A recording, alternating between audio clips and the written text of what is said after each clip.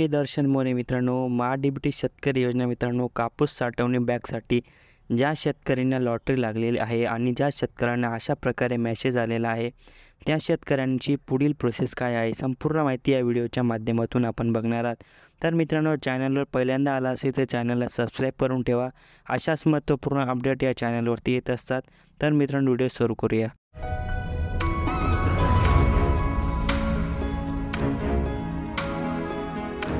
तर मित्रांनो, ज्या शेतकऱ्यांना अशा प्रकारे मेसेज आलेला आहे, कृषी विभागाच्या राज्य योजना कापूस योजनेच्या ऑनलाईन सोडतीत कापूस साठवणी बॅग या घटकाअंतर्गत आपली निवड झाली आहे।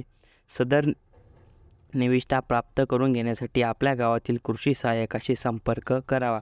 तर मित्रांनो, तुमच्या गावातील किंवा तालुका स्तरावरील जे कृषी सहाय्यक आहे, कृषी अधिकारी ऑफिस आहे, त्या ऑफिसमध्ये जाऊन मित्रांनो तुम्ही हा मेसेज त्यांना दाखवा। त्यानंतर तुम्हाला योजनेसाठी तुम्हाला जे फॉर्म देतील तो फॉर्म तुम्ही भरून द्या। त्यानंतर मित्रांनो, तुम्हाला कोणते कागदपत्र जाताना घेऊन जायचे आहे। तर मित्रांनो, सर्वात पहिले तुम्ही तुमचा जमिनीचा 7/12 घेऊन जायचा आहे। तुमचा 7/12 नंतर तुमचा आट घेऊन जायचं आहे। त्यानंतर तुम्हाला तुमच्या आधार कार्डची एक झेरॉक्स घेऊन जायची आहे। त्यानंतर ते कृषी अधिकारी तुम्हाला एक झेरॉक्स देतील, एक फॉर्म देतील, तो फॉर्म तुम्ही व्यवस्थितपणे भरून द्यायचा आहे। त्यानंतर कृषी सहाय्यकाकडे तुम्ही तो फॉर्म जमा करून द्यायचा आहे। त्यानंतर काही दिवसानंतर तुम्हाला संमतीपत्र मिळेल।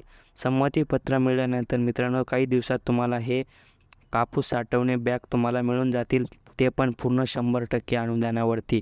तर मित्रांनो, ही होती अशा प्रकारे माहिती। तुम्हाला जर अजून काही माहिती हवी असेल तर तुम्ही निश्चित कमेंट बॉक्समध्ये आम्हाला कळवा आणि अशाच महत्त्वपूर्ण अपडेट या व्हिडिओवरती येत असतात। तर मित्रांनो, धन्यवाद। जय हिंद, जय महाराष्ट्र।